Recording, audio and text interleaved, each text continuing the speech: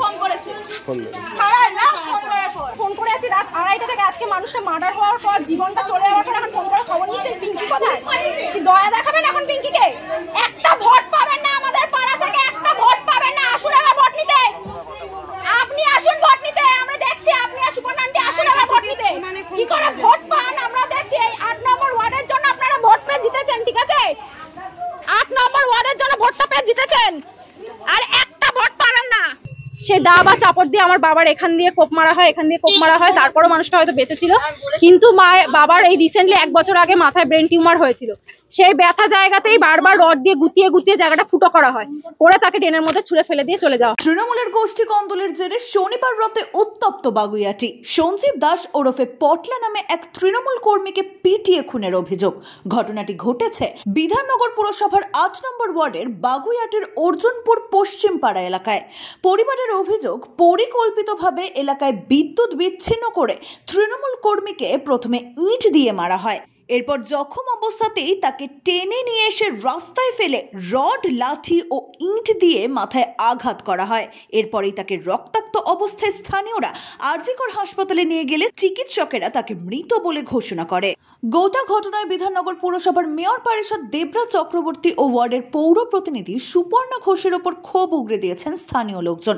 অভিযোগ, রাত 2:30 থেকে ক্রমাগত ফোন করার পরও সাড়া দেননি রাজারহাট গোপালপুরের তৃণমূল বিধায়ক অদিতি মুন্সির স্বামী, তৃণমূলের হেভিওয়েট নেতা দেবরাজ চক্রবর্তী। তবে দেবরাজ চক্রবর্তী এই অভিযোগকে নাকচ করে দোষীদের শাস্তির দাবি করেছেন। রাত্রি 1:30 অবধি তার পরিবার এবং পাড়ার অনেকের সঙ্গে আমার কথা হয়। প্রথমবার যখন এই ঘটনা ঘটে, স্থানীয়ভাবে মারপিট হয়, তারপরে যখন 3টে সাড়ে 3টের সময় এটার পুনরাবৃত্তি হয়, তখন আমার ফোনটা সাইলেন্ট ছিল, আমি কলটা মিস করে গেছি। তারপরে সকালবেলা 7টার সময় যখন আমি জানতে পারি, তখন থেকে তাদের সঙ্গে আমার যোগাযোগ হয়েছে। তৃণমূল অন্যান্য রাজনৈতিক দলের কথা আমি বলতে আসিনি। আমরা চাই সকলে মিলে, তৃণমূল হোক, অন্যান্য রাজনৈতিক দল হোক, যে এটার সঙ্গে যুক্ত তারা শাস্তি পাক। আমি আবারও বলছি যে একটা স্বজন হারার যে কষ্ট, সেখানে কখনো সেটা নিয়ে রাজনীতি হতে পারে না। আমার সঙ্গে এই পরিবারের দীর্ঘদিন ধরে যোগাযোগ, এবং আমি চাই এদের সকলের শাস্তি হোক। ঘটনাস্থলে বাগুইয়াটি থানার বিশাল পুলিশ বাহিনী। পুলিশকে ঘিরে বিক্ষোভ দেখায় স্থানীয়রা। পরবর্তী সময়ে পরিস্থিতি আরও জটিল হলে পুলিশকে র্যাফ নামাতে হয়। এরপরে পুলিশি আশ্বাসে উত্তেজনা প্রশমিত হয়। ঘটনাস্থলে পুলিশ পিকেট বসানো হয়েছে। রাত 2:30টার সময় আমার বাবা ঘরে ঘুমায়, আমরা সবাই খেয়ে দিয়ে ঘরে ঘুমাচ্ছিলাম। হঠাৎ করে কিছুদিন এসে আমার জেঠির ছেলে বা যারা পার্টি করে এখানে, তাদের ঘর থেকে বের করে তাদেরও মারে, তার মাদেরকেও গায়ে হাত দেয়। তো তারা গিয়ে আমার বাবাকে ডাকে যে দেখুন আমার বাবা মাকে ধরে মারছে, মেয়ে ছেলেদের গায়ে হাত ধুচ্ছে, একটু কাকু তাড়াতাড়ি আসো। তো আমার বাবা সেই মুহূর্তে তাড়াতাড়ি যেই অবস্থা থাকে দৌড়ে চলে আসে। আমি আর আমার মা পেছন পেছন দৌড়ে সেইভাবে চলে আসি। হঠাৎ করে কিছু ছেলে, এখানে 20টার মতো ছেলে এসে এখান দিয়ে, এই যে দেখুন নিচে সব পড়ে আছে, ইট ফিট ছুটতে ছুটতে অত দূর অব্দি গেছে। আমরা যেহেতু পেছনে মহিলারা আসছিলাম, তাই দৌড়ে দৌড়ে ওরা সেটা থেকে পালিয়ে যায়। তখনই এমন ভাবে আদলা ইট ছড়ে যে আমার বাবার এখানে হাত ফুটো হয়ে যায়, পা দিয়ে গল গল করে রক্ত বেরোতে শুরু করে। তখনই বলেছিলাম মেডিকেল করায়নি। তখন আমি থানার বড়বাবুকে ফোন করেছিলাম, 3বার ফোন করার পর ধরেছিলেন উনি, ধরে বলেন ঠিক আছে আমি লোক পাঠাচ্ছি। রাত 2:30 থেকে ওনাকে ফোন করে গেছি, তার আগেও ফোন করেছি, উনি কল ধরেন, রিসিভ করেননি। আমাদের কাউন্সিলরও কোনো হেল্প করেনি, আমাদের দেবরাজ চক্রবর্তীও কোনো হেল্প করেনি।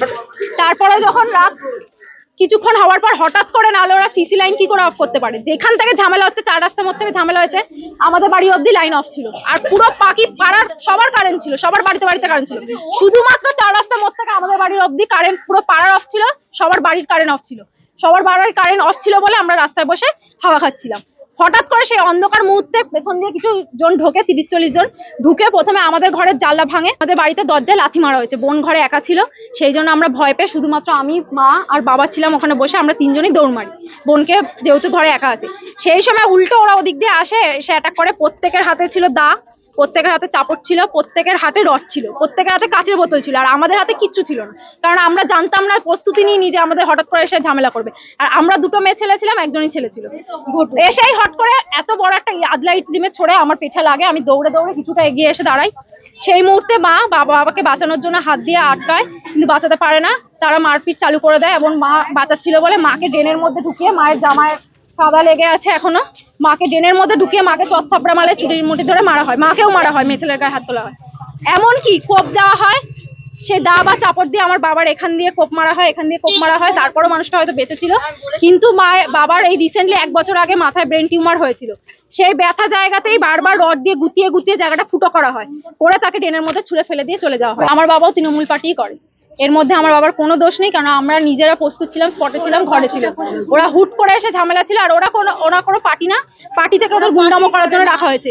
ওরা পলিটিক্সের সাপোর্ট নিয়ে গুন্ডামো করে। সামনে ভোট, ওই জন্য বয়স হয়ে গেছে, এখন কিছু করতে পারছে না। বাবা বসে গেছে, হ্যাঁ তৃণমূল করে, এখন বসে গেছে, ভালো হয়ে গেছে, এখন পার্টিতেও কোনো মিছিলে লোক দিচ্ছে না, পুরোপুরি আমাদের মানে শুধু বউ বাচ্চার জন্য এখন বসে গেছে ঘরে। আমিও পছন্দ করি না পার্টিটা, ওই জন্য বসে গেছে। এমনকি মেয়ে ছেলেদেরও মেরেছে, আমাকে কিছুটা এগিয়ে এসে, আমি কিছু না, শুধু বড় বড়কে ফোন করছিলাম কন্টিনিউয়াসলি, ওদেরকে কিছু বলেনি। হঠাৎ করে দুটো ছেলে মিলে এসে আমার চোখ মুখ ধরলো, চুলের মুঠি ধরে উল্টে তুলে আছাড় মারলো, মেরে এই যে হাত ফাত কেটে গেছে আমার, উল্টে আছাড় মেরে আমাকে ওরকম ভাবে ফেলে রেখে দিয়ে চলে গেছে। এখন আমরা চাইছি হয় 24 ঘন্টার মধ্যে আমাকে এই রেজাল্টটা দেখো, এই প্রুফটা দেওয়া হোক যে ওদের ফাঁসি হবে, এই প্রমাণটা দেওয়া হোক, না হলে 24 ঘন্টার মধ্যে ওদের আমাদের হাতে তুলে দেওয়া হোক। যদি না তোলে, আমাদেরকে বড়বাবু কথা দিয়েছেন যে প্রুফ দেখাবেন 24 ঘন্টার মধ্যে যে ওদের ফাঁসি হবে। হ্যাঁ, ফাঁসি 24 ঘন্টার মধ্যে হওয়া পসিবল না, কিন্তু প্রুফ দেখাতে হবে যে হ্যাঁ উনি ফাঁসির ব্যবস্থা করেছেন, উনিও যে হেল্প করছেন আমাদের, সেটা ওনাকে প্রুফ দিতে হবে। 13 জনকে আটক করেছে, আপাতত বলা হচ্ছে, কিন্তু 30 জন ছিল, আমাদের 30 জনকেই লাগে। কেসটা না হয়, বড়বাবু যদি এটা না করতে পারেন, তাহলে তার আইন আমরা আমাদের হাতে নিয়ে নেব। ব্যুরো রিপোর্ট, এক্সপোজ বার্তা।